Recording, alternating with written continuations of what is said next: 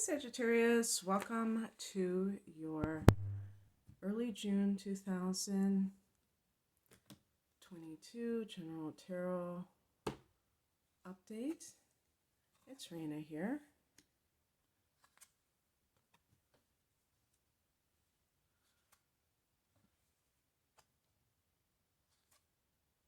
Oh, Jesus.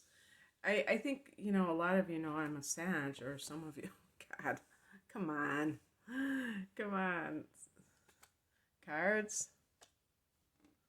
It's funny, I put this card up here like it was going to have a different position. So I'm going to pick another one. It's a very, well, let's see.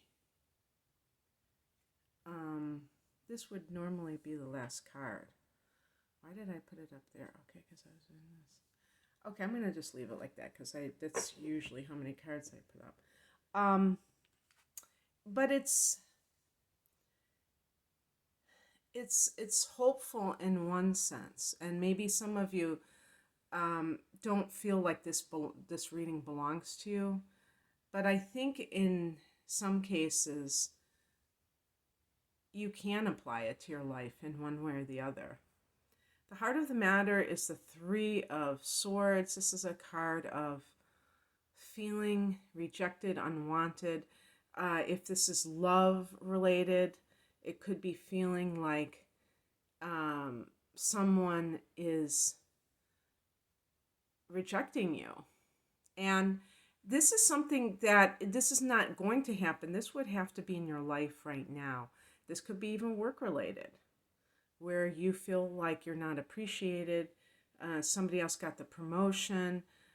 You had some kind of experience where you felt that you were passed over for something or someone.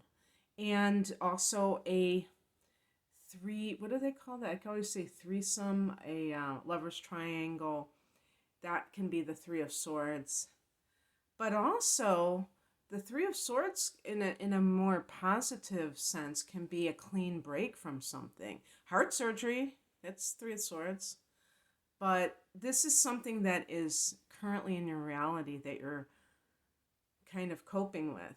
And if there is something connected to a feeling of rejection, I think that situation, you can turn that around, Sag, and see how it benefits you in some way.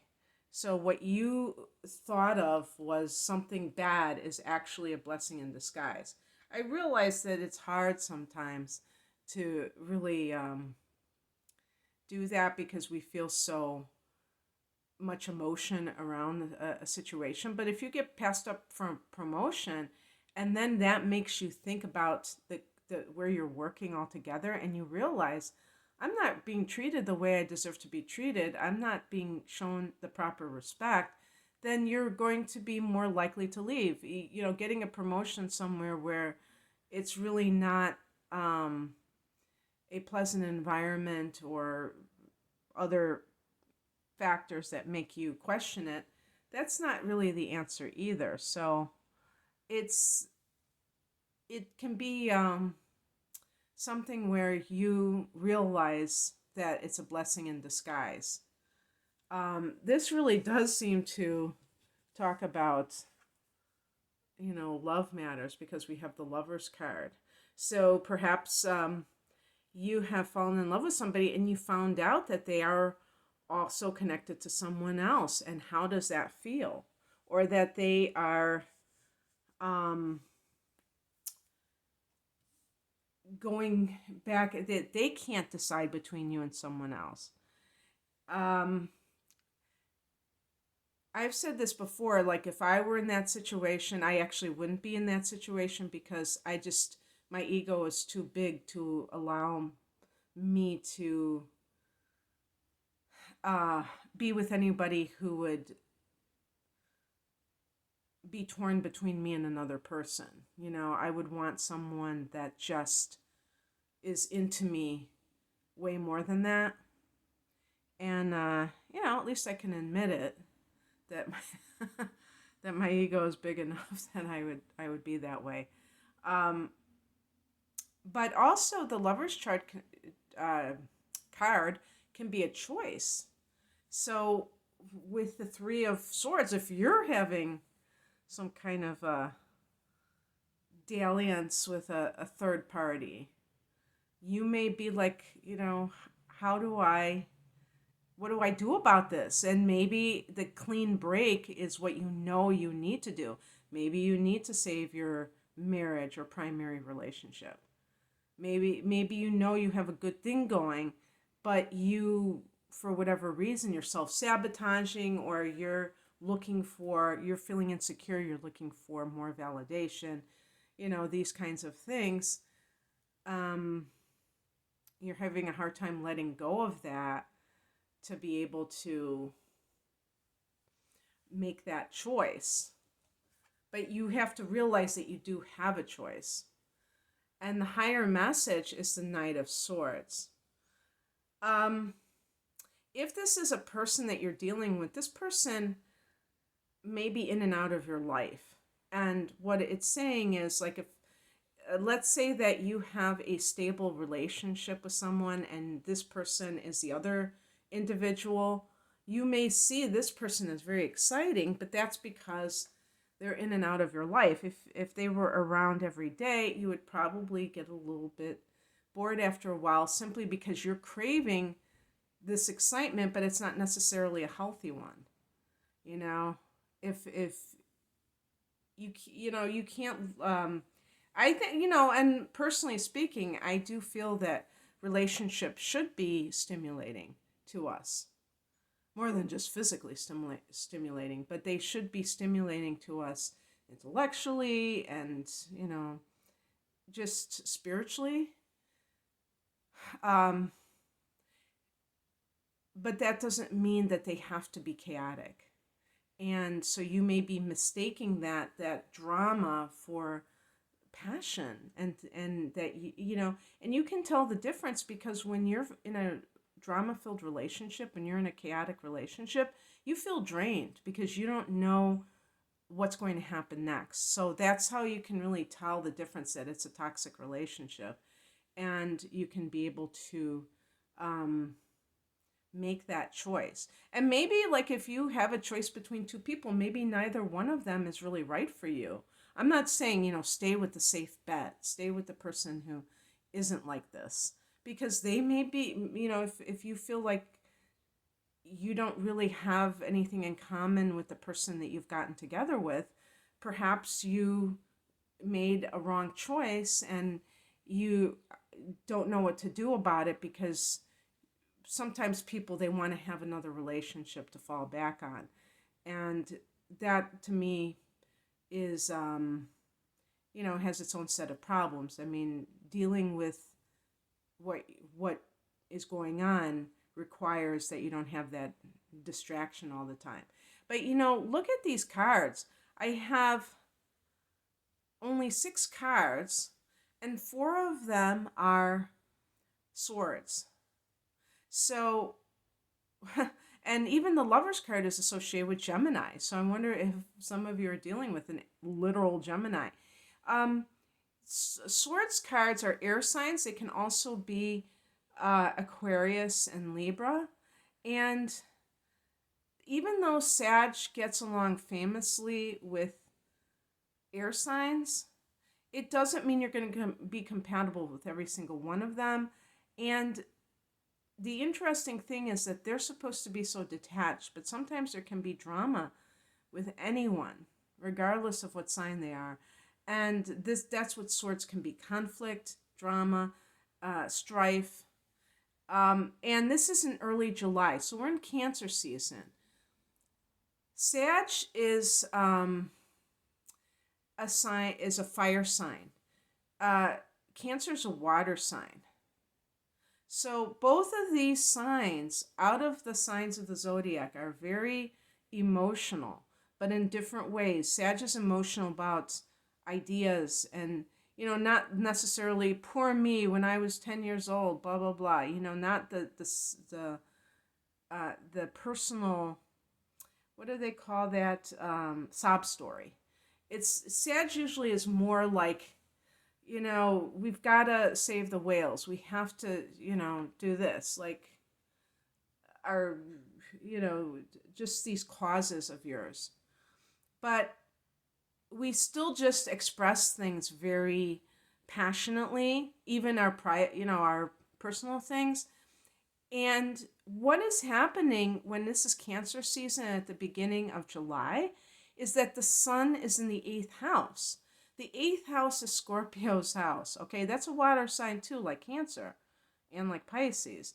But for Sag, this can be, I wouldn't say problematic, but it's very intense. So you may find that every July you are going through this catharsis, Sag, a very deep, like your shadow self rearing its, I don't want to say ugly head, but it is, it can be quite ugly because it's a shadow. And you having to deal with it. Whenever the sun is in a water sign, there's going to be personal planets in water too, in that same sign, and so that just heightens the effect. And for Sag, water puts out fire, so it can just feel like a lot for Sag to deal with this, and that's why conflicts may be coming out. What crosses you is the Nine of Swords. This is a perfect example. This is at night. This is anxiety, and this is what I'm referring to with the astrological transits of planets in the eighth house. I have my sun in the eighth house, and so when you have like personal planets in the eighth house in particular, or if you have placements in Scorpio, which some of you Sun and Sagittarius will have these placements, like Venus, Mars, Mercury, that kind of thing. The moon could, be any sign, but Scorpio as well. This is going to, or contacts with Pluto, it's going to make you more intense as a Sag, and this just heightens the effect, the fact that the sun and other personal planets are in the eighth house. So the conflict with Sag is that Sag wants to be very like puppy dog like, very positive, shadow schmadow. I don't want to deal with that. I want to have, bright sparkly emotions all the time. And some of us who have those eighth house placements, we don't necessarily operate that way, but I know that some Sagittarius do. They spiritually bypass. They, emotionally bypass. They try to put on a happy face all the time. And sometimes they're very out of touch with their shadow, their darker feelings and experiences from the past. And so this can be very distressing. So if you are feeling things just kind of, if you feel like this anxiety just coming up for yourself, Sag, and you can't, like, there's a word for it, free floating anxiety. I can't think, like non-specific anxiety. There's a term. Don't shove it under the rug and think that it's going to just go away of its own accord. Really honor it. Really be willing to accept that this is something that is true for you, because I feel like most anxiety is just repressed. I don't like the word negative, but I'll just use that word, repressed negative emotions that somebody doesn't want to deal with. They have to be dealt with somehow. And they can come up when the person is just shoving them down, and not acknowledging them. Acknowledge them. Let them exist. Let them coexist. That's what it means to integrate your shadow. Allow for that to be part of who you are without feeling like you're a bad person. What's coming in is the Eight of Swords. Work on your, and when I say what's coming in, this could also be advice, although I don't give advice. things to think about. Working on your programming. What were you told about yourself? These things may be coming up for you somehow. You know, some of you may be going home to family. That's another thing too. In late June, I believe that Neptune retrograded, like June 28th, and I think it was the same time when we had the new moon in the 8th house, which is that area that I'm talking about with all the shadow work. And so Neptune is in Pisces for Sag. That's the 4th house of home and family. So this could be some kind of an illusion, you being aware of it,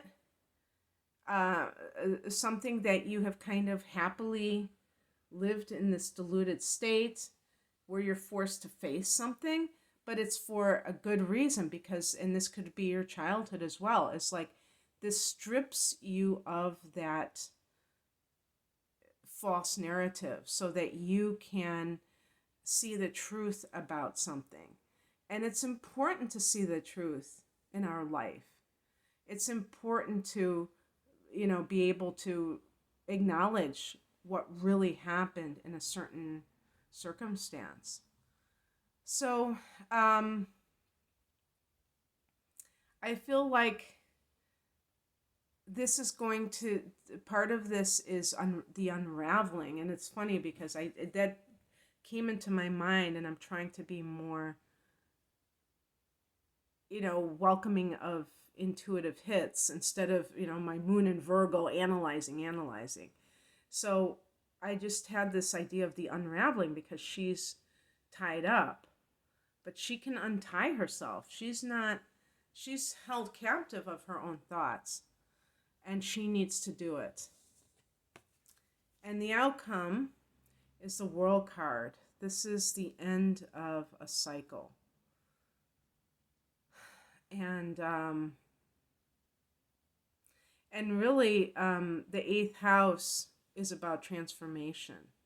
So what do you need to let go of, Sag, to make room for a new version of yourself? How does this fit into your worldview?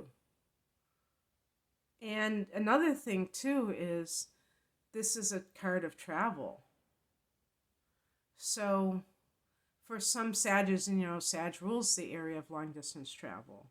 For some of you, this may be that leaving where you have felt trapped is your key to the freedom that you're looking for. The 3 of Swords suggests that clean break. When Sages are feeling this sense of being saddled down by other people's emotional demands, that can lead to anxiety because we value freedom above all else. So I just wanted to put it out there. When I get these cards, I don't fear them anymore. I used to fear doing this type of reading when I first started out on YouTube about over 7 years ago. I was afraid that it was too negative because I would see other people that would draw a bunch of negative cards, and when I was looking for it, and it's easy to feel bummed because you're looking for that encouragement, but it's all good. That's the thing you have to realize. It's all in how somebody interprets something. So, there'd be a bunch of doom and gloomers who are looking at it from a very base perspective, but really all of these conflicts and these things, it's like the sword. You could look at the sword as kind of a honing device, like it's cutting away the crap so that you can become this sparkly gemstone, and really emerge in your authenticity.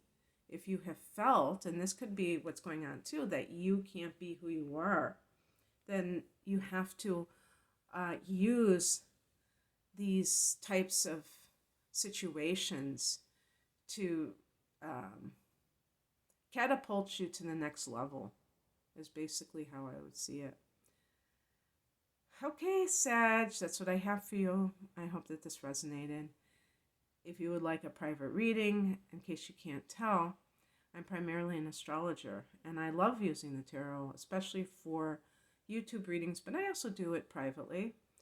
But I have a couple of package deals where it's like 2 readings for a discounted price, double chart reading, transits and analysis, called my deep dive reading, and then one with the tarot and a chart analysis called the whole enchilada. But I have standalone readings too. Thank you for watching. The link is below to my website, rainamoonastrology.com. Take care.